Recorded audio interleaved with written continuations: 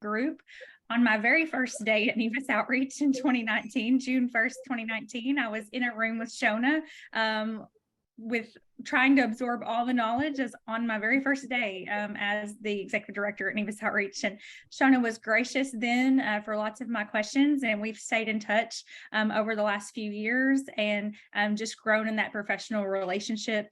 And you might recognize her from our psychosocial impacts of living with CMN recording that was made available earlier in the weekend.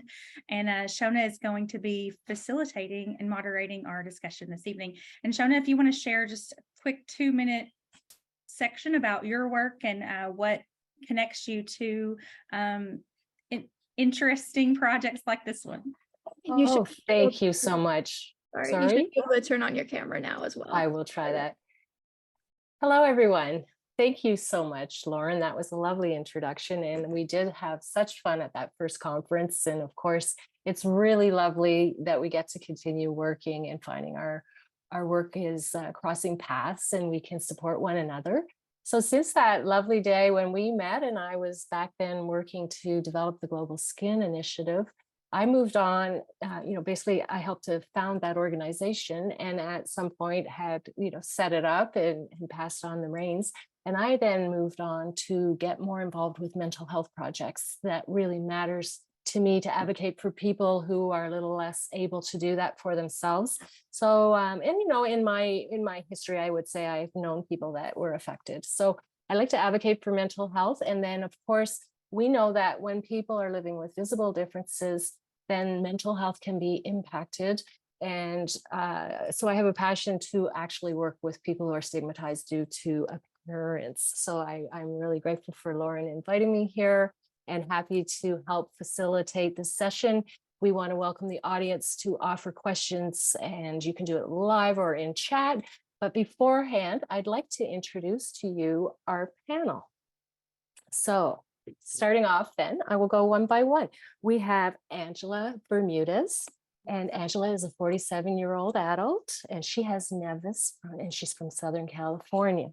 She says that she has had the best of both worlds because she had experienced partial removal of her CMN, and she currently works in a medical building with billing and coding. And in her free time, she said she enjoys hanging out with close friends or going for long walks and people watching. And Angel serves on the awareness committee for the Nevus group and has been attending the Nevus Outreach Conference for many years. So we welcome Angel to be here and participate. Another attendee here for our panel is Lisa O'Brien. She's a Nevus mom to Riley. Her daughter was born with a bathing trunk, Nevus. Their family lives in Kansas along with her husband, Shane, and their other daughter, Madeline. And they also have a Shih Tzu named Cooper. Nevus Outreach contacted the O'Brien family to introduce them to other Nevus families when Riley was 7, and they have been conference attendees and supporters ever since. So Lisa's been a board member now with the Nevus Outreach since 2019, and then also conference chair for the last conference in 2022. Welcome to Lisa. We also have Mark Sanchez. He's a Nevus dad, and he lives with his family in the Woodlands, Texas. And that's actually a Houston suburb, if you don't know. And he and his wife, Andrea, have 3 kids, Annabelle, David, and Andrew. His daughter, Annabelle, is an 11-year-old and is the Nevus owner in their family. Mark and Andrea were fortunate enough to find Nevus Outreach early on when Annabelle was 8 months old. And now they have attended the conference near their home in Dallas, Texas. And that gave them the support, love, and community to get the understanding, empathy, and answers, as well as the direction that they both needed to know what it meant to have a child living with Nevus. So Mark served as a board member between 2015 and 2020. So we welcome you, Mark, to this discussion today. And finally joining us is Megan Fields. She is an adult with a giant Nevus, as well as thousands of satellites. She is the director of public speaking at the University of Tennessee, Knoxville. Megan teaches yoga and meditation in her free time, and she serves as the sorority house director on campus. She also enjoys family time, world travel, reading, and hiking. Megan has been involved as a staff member, a volunteer, a board member throughout the last 25 years with the Nevus Outreach, and she is honored to give back to the organization that has provided her a great deal of support. Welcome to you, Megan. So I'd like to thank all of the panelists for coming today. And, you know, we can start out very generally if anyone would like to share a story, and then perhaps that would invite some questions from our audience. So I wonder if there's anyone on our panel who would like to tell us a little bit about their own personal story.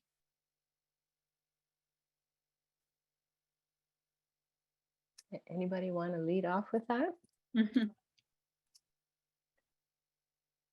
We probably should have asked specifically for one of you to be nominated. Can I just call on Angel? Angel, would you be happy to start and tell us a little about your story and some of the experiences that you have dealt with? Angel isn't on the panel. She isn't in the room today, so I'm not sure. Oh, I'm very sorry. This is what I had on my Okay. sheet. So on to the next. Okay. Well, how do you feel, Lisa? Would you be willing to tell us a little bit about your personal story? Sure, of course. Thank you. So my daughter is Riley with a bathing trunk nevus. She is 22 years old. And as I was thinking about, you know, some of the questions that might come up, you know, is trying to lean into the positive. And one thing that I'm really proud of and I think really shaped who she is her experience with the nevus. We chose the removal route. So she's had a lot of medical intervention, spent many years in and out, you know, of different procedures. And she's chosen to go into nursing. And I think that it really formed who she is, and she's a very compassionate person. And I think, you know, that's why she chose this career path. And I'm just so proud of how she's taken these challenges and, you know, is going to use them for good. And she has, and something that I always like to share, especially with new parents, is if you choose to go, you know, with medical intervention, we were so worried about the trauma and, you know, after effects of putting her through all that. We started when she was 5 months old. And she has nothing but positive memories, which is insane to me because it was so traumatic for us. But she always, when she looks back on her experience with the hospitals, she remembers, you know, the therapy dogs and the clowns and all the cool stuff. And she's like, you know, I just remember these really nice nurses, and I want to do that for somebody. And so anyway, I just, it's really touching for me to see her come out on the other side of this, because there were absolutely challenges, lots of them, and I'm sure we'll touch on all that. But we just really feel like we're in a great place with where she's going with her life. Terrific. What would you say, just on the subject, you know, of choosing to go with some medical intervention? What would you say would be some of the scariest parts of that, and perhaps what would be more rewarding? Because I expect some people have to weigh these factors out.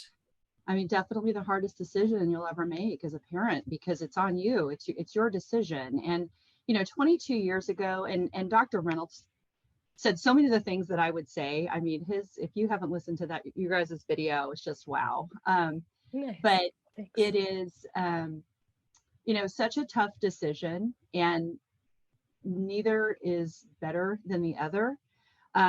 We chose removal because 22 years ago, the probably 10 specialists we met with, the overwhelming majority was, they scared the heck out of us, you know, that and led us to believe that removal would remove many of those scary cells that could potentially turn to melanoma. So we went that route. We're glad we did, but you know, it wasn't just cosmetic. You know, we felt like we were going to, you know, intervene and potentially lessen the risk. But yeah, we've always questioned that decision. You know, every time we see her go through a procedure, and to be honest, sometimes the scars aren't, you know, visibly better than the original nevus. Now, we found Dr. Bauer, who's, in my opinion, just like a genius, and really just did a lot of scar revision because we started with a different doctor, and we're really happy with the outcome. But I think that was the biggest, was weighing that, whether to put your child through that, and if you felt like the benefit is worth it. We, again, we're glad we did, but you question that. We, all the way through. Your precious child, of course. Yeah. Yes. Yeah. Thank you. Thank you for sharing. Okay. What would you like, Lauren, in this format? Would you like to ask if anyone would like to have questions now, or do we wish to carry on and hear more from our panelists? I'm just not sure which way you'd rather go with that. I think we can go ahead and hear from our other two panelists and then Sure, switch to questions. I think that's a good format. Thanks for That's great. Oh yeah, my pleasure. So keep your questions now if you have any, and we'll come back to Lisa. So could I ask Mark then, please? Mark, would you be able to take a moment and tell us a little more about your personal story, please? Sure. Thank you. Thank And you. thank you first of all for just kind of the opportunity.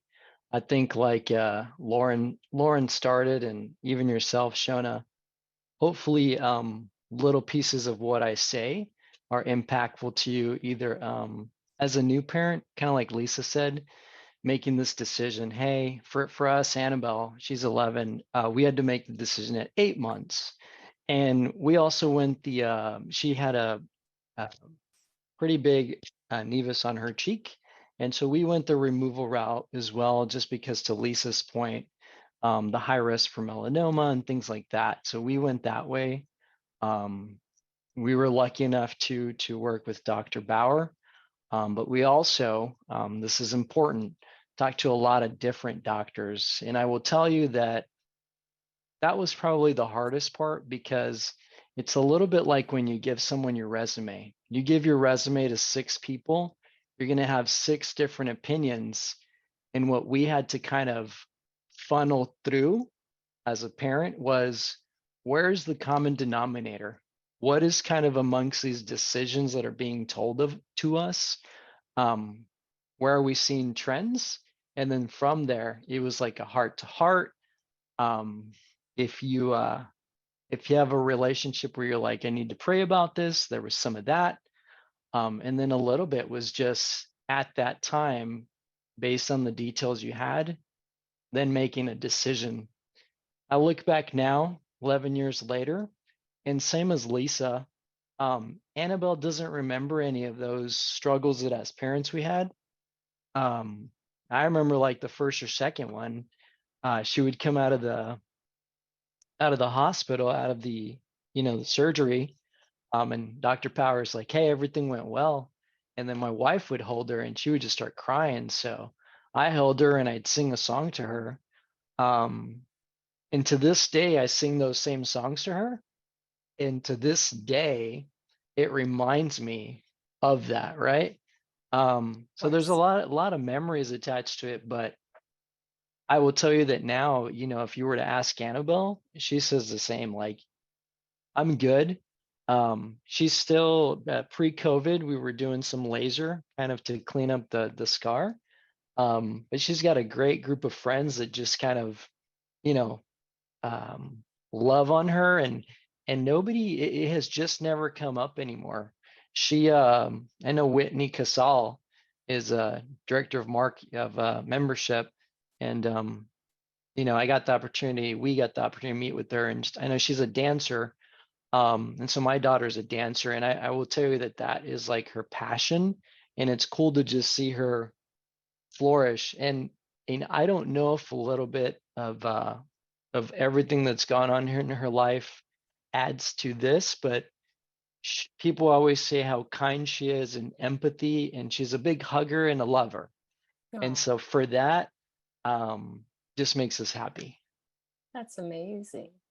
So I'm hearing you say at some point when you were ready to make this decision, you basically did a lot of research, you consulted a lot of people, and you tried to pull it together and figure out where that path was pointing based on all of these people inputting and then you found your decision for your daughter.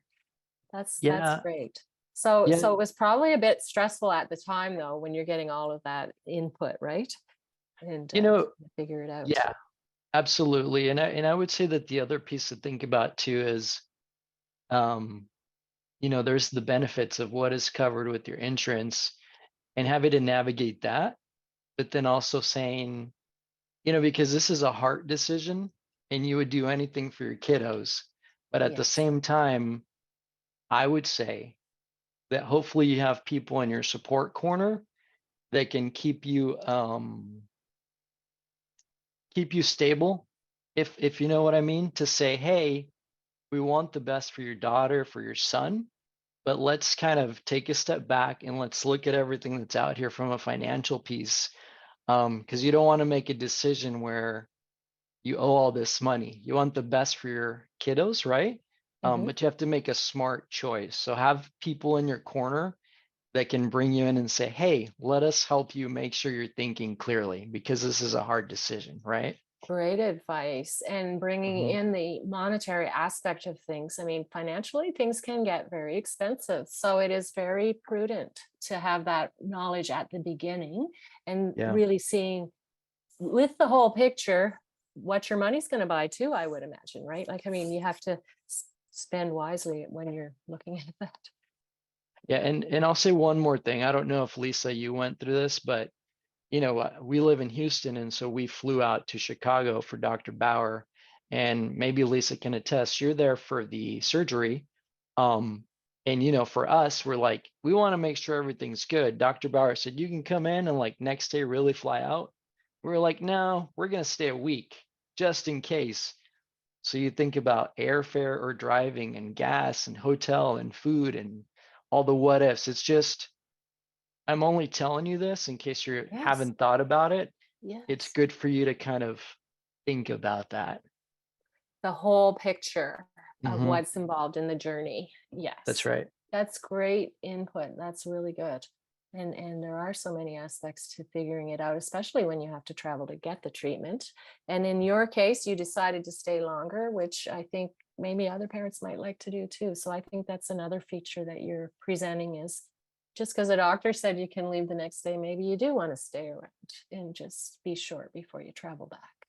Yeah. Very good. Well, thank you for sharing that with us, Mark. And maybe we're going to have some more questions about it. And so for now, then I'm going to ask if Megan would tell us her story, and then we'll come back and do some questions with the panelists. Is that okay? Are you ready to speak, Megan?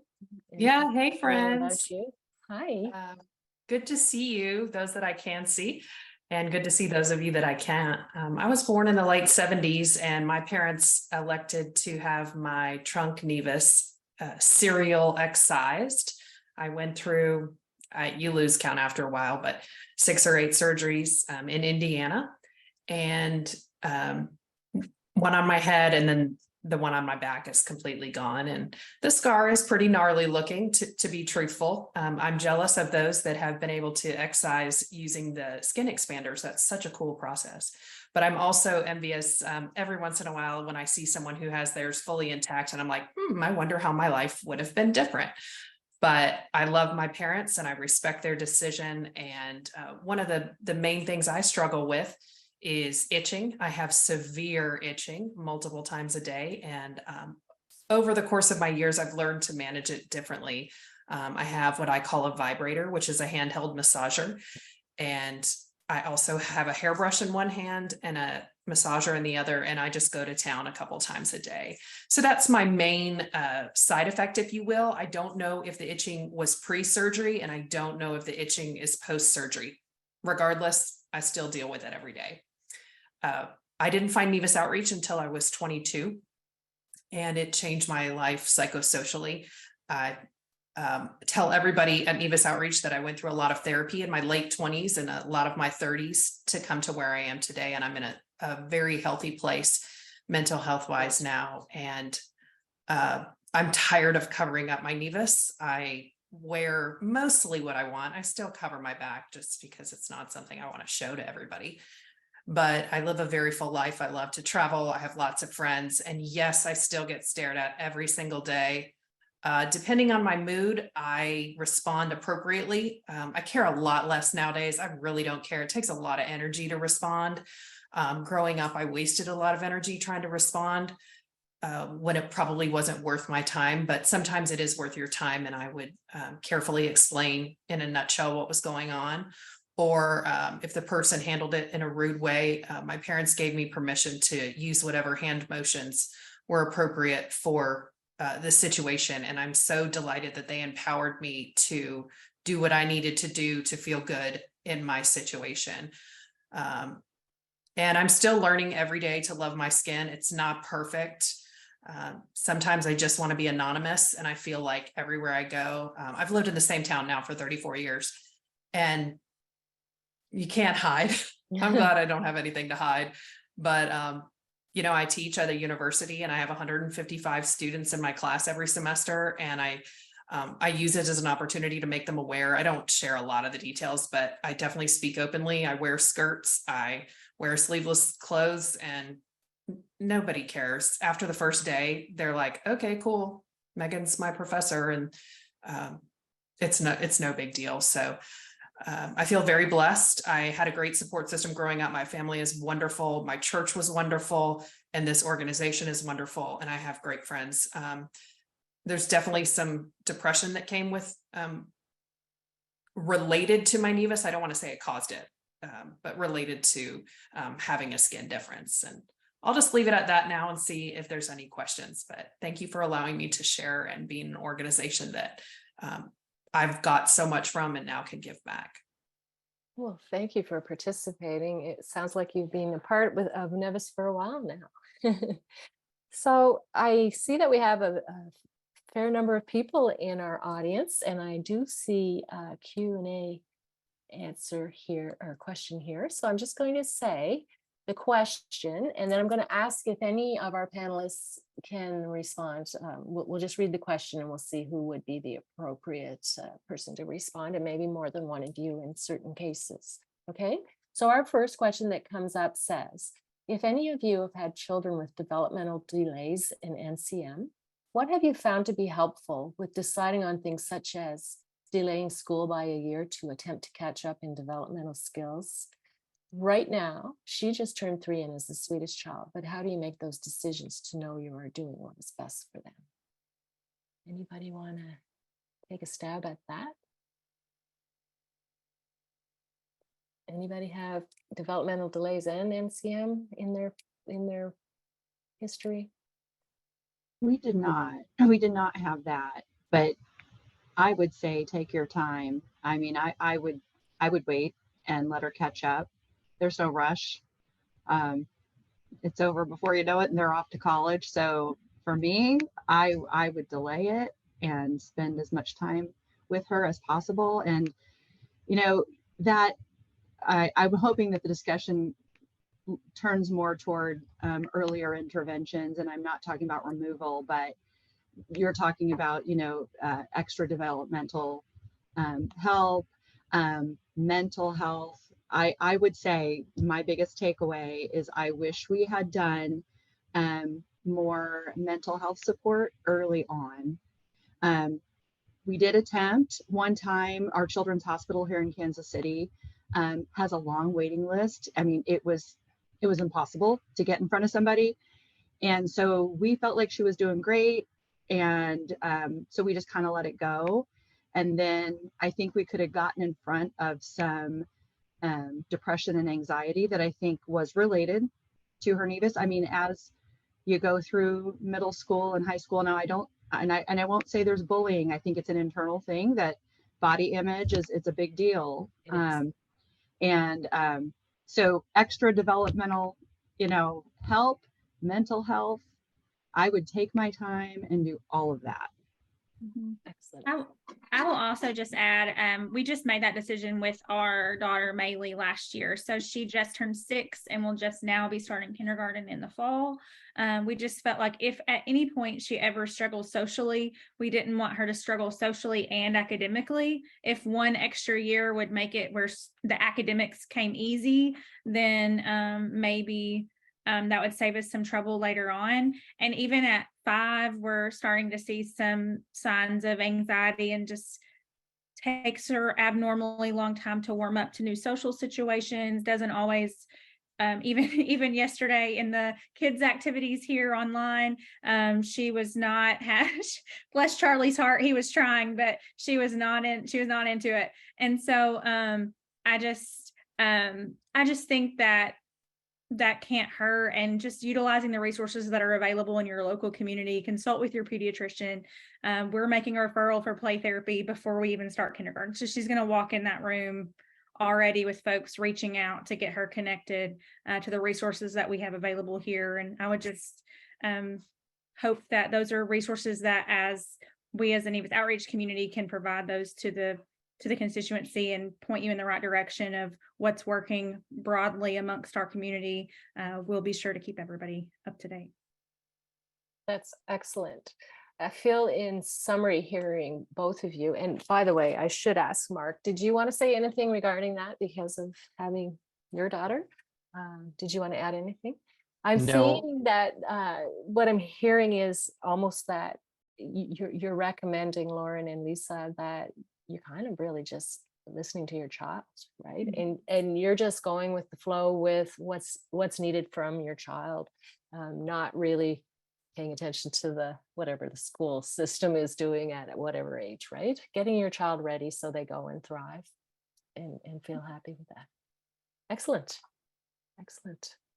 Now, Can I, you're- sorry, Shona, can I sorry, say go something ahead. to that? Please. I think that what Lauren said was super insightful, because I think one of the things too is that the earlier you can get, so us as people, right, we're social beings, and birds of the same feather flock together, if you will.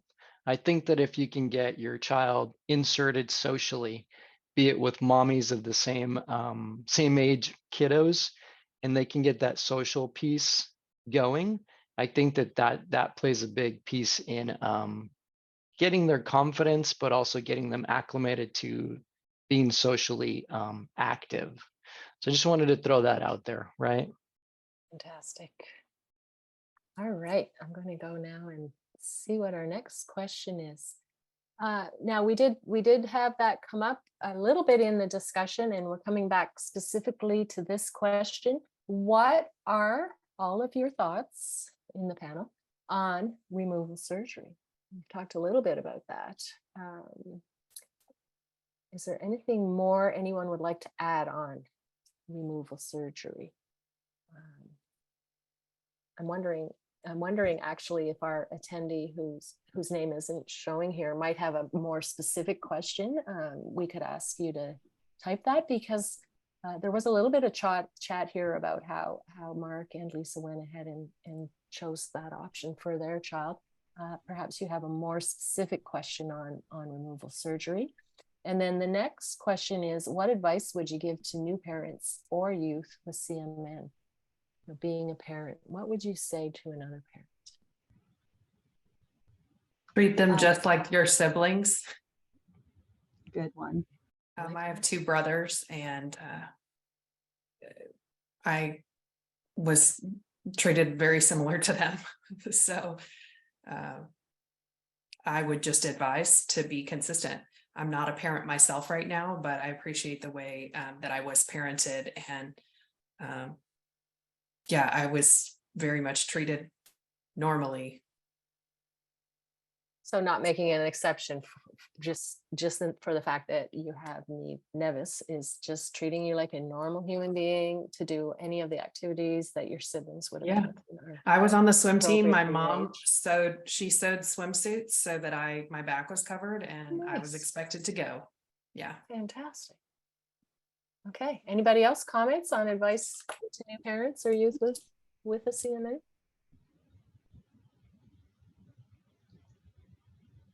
I mean, I would say connecting with other parents was very helpful for us.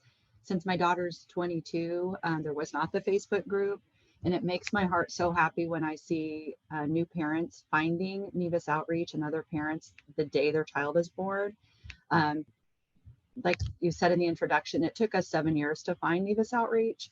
And I really craved that connection. I know when we were seeing all the various doctors, when someone would say, oh, we saw another family with this, I was like, can you put me in touch with them? And obviously HIPAA doesn't allow for that. So I'd say, give them my number. So, I mean, I was trying so hard to connect. To me, that was one of the best things that came out of it, was at least for my support. And so that's why I want to support this organization, because I think it provides that early on. So for parents, to me, it's, you know, get out there and talk to others, just like you're doing here. I mean, taking the time to do this and ask. I learned so much, just even from the conference. And I've told Megan the story, but I just have to say, I mean, when we went to our first conference, and Riley at that point was about 7, but she'd been in dance, and you know, we saw Whitney dance and we were like, oh my gosh, she's going to be fun. And then we saw Megan and we're like, okay, Megan's in public speaking. I mean, she chooses this career that she puts herself out there in front of everybody. I mean, it was so, I don't know, it made us feel so good and optimistic about the future. Excellent. And so it changed, you know, how we were feeling. And it was really heavy for a lot of years. Like, what is this going to mean for her? And seeing these other adults flourishing and being successful was just really, really helpful to us. Very good. I would add, kind of to piggyback on what Megan said, just to be your child's advocate. And what I mean by that is, we would meet new parents, and you know, be it at a birthday party or something, and here was Annabelle with like a bubble or something, right? And just to be honest and say, hey, thanks for inviting us to the party, by the way, in case you're wondering. But then also on the flip side of that, always being honest with Annabelle about what's going on and who she is, right? Because it is her identity. It is her, right? Right. And so not making her invisible while you're speaking with others in front of her, you're bringing her right into that. She's another individual, right? And this is a condition that our loved ones have, but it doesn't have to be who they are, right? So that's very good, advocating for your child. Now, we don't have other questions coming up. Anybody else? Anybody else with questions? And I'm watching time. Watching the time. I want to say, while people are thinking about questions, that you may forward questions to info@nevus.org. And Lauren and her team will help you out. You know, you might be maybe just a little stuck for questions at this moment, or something comes to you as you're just driving along on the road one day and you might have a question. But anytime, info@nevus.org, and they will help you with that. I'm just looking for any more questions. Oh, thanks for typing that. Lauren typed the address for anyone who would like to see. Now, the other point then, while we're waiting to see if there are any other questions, is I understand, Lauren, that in the next 6 to 9 months, you will be looking for stories. You want to have people help participate in the advocacy efforts. And again, info@nevus.org would be how people could contact you if they feel ready to come out with their stories. You're on mute, Lauren. You may have seen our Nevus Voices campaign. That's like a recorded one-on-one video session with someone from our awareness committee, where you have the chance to share your story with the Nevus, the broader Nevus community. We're also have started a series in the last few months on having different people take over our social media accounts and share just what their lives look like with CMN, and just helping them raise awareness with people that they're connected with, and hopefully getting the Nevus Outreach name out there a little bit more. And then, as you mentioned, our advocacy efforts, we are relaunching our advocacy committee in the fall. And so we will be hoping to take these stories all the way to Capitol Hill as needed for Phenomenal. So we're really excited about that. And if you're interested in any of that, info@nevus.org, and we can get you connected. And very good. I see the seconds counting down on my screen. I don't know if it's going to cut us off. It might. I think we have to move to another meeting, but okay. Thank you everyone for participating. Lauren, thank you for asking us to be here. And Yeah. please do let us know if we can help again. Okay, thank you so much. All the best Thank for you to your all of our conference. panelists as well. It was great to see you, Mark and Megan and Lisa too. Thank you. Thank you all. Have a everyone. good night. Bye-bye. All the best. Bye. Bye. Bye-bye.